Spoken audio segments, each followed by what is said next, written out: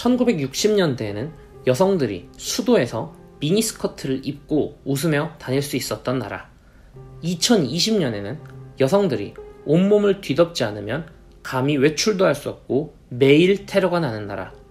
아프가니스탄은 어떻게 이런 최악의 잿더미가 되었나?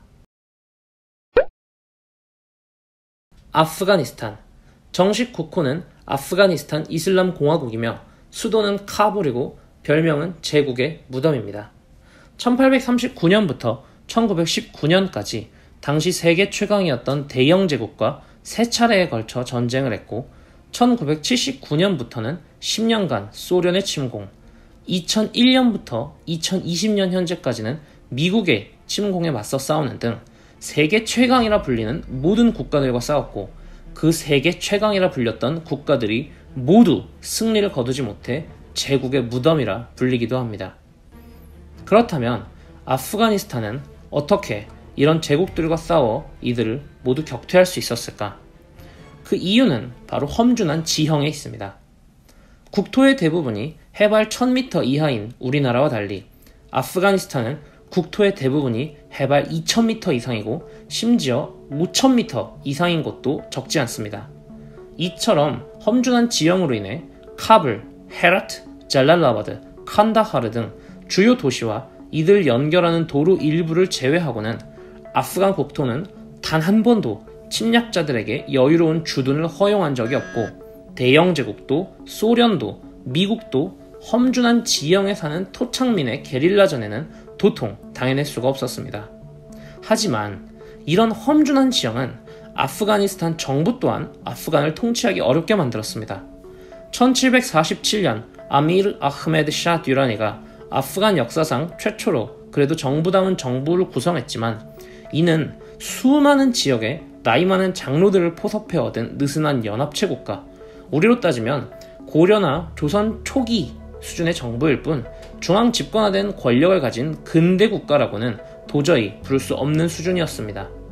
애초에 아프가니스탄, 아프간이라는 말의 의미와 영토 자체가 옥수스강과 인더스강 사이 험준한 산악지대에 주로 살아왔던 파슈툰족을 아프간이라고 부르고 그 파슈툰, 즉 아프간족의 땅을 아프가니스탄이라 불러온 것일 뿐 이 지역에 제대로 된 통치체제로서의 국가는 존재했던 적 자체가 없었던 거죠. 물론 이런 역사는 사실 개인의 입장에서 생각하면 지극히 당연한 일일지도 모릅니다. 여러분이 산골에서 친척들과 오순도순 평범하게 잘 살고 있는 어느 마을의 주민이라고 해봅시다. 여러분은 여러분이 만든 규칙에 따라 여러분의 아버지, 할아버지의 말을 잘 듣고 나중에는 자기도 그렇게 나이 들면 대접받는 아주 평범한 생활을 잘 하고 있었습니다. 그런데 어느 날 갑자기 처음 본 사람이 와서 여기는 내가 만든 나라의 땅이고 너는 내 신민이며 세금을 내야 하고 내가 만든 법을 지키며 나를 위해 죽으러 전쟁터에 가야 하고 한다면 네, 알겠습니다 하고 따르기는 쉽지 않을 겁니다. 아무튼 이런 이유로 아프간의 부족들은 마을 단위, 부족 단위의 생활을 수천 년간 해왔고 자신들만의 질서를 형성해왔습니다. 그래서 그나마 비슷하게 생긴 아프간 정부의 지도자뿐만 아니라 완전 이상하게 생긴 모든 외국 침략자에 맞서 끝없이 싸워왔고 이 때문에 200년간 대영제국, 소련, 미국 등 세계 최강국들을 모두 혹독하게 고생시키며 자신들의 삶의 터전을 지켜온 게릴라들의 땅, 제국의 무덤이라는 별명을 얻을 수 있었습니다. 하지만 방어에 유리했던 험준한 지형은 경제적으로는 아프간을 늘 괴롭히는 존재였습니다. 부족한 농토, 산업시설의 부재에 늘 시달려야 했고 거기에 끝나지 않는 전쟁은 아프가니스탄을 끝없이 불안정하게 만들었습니다.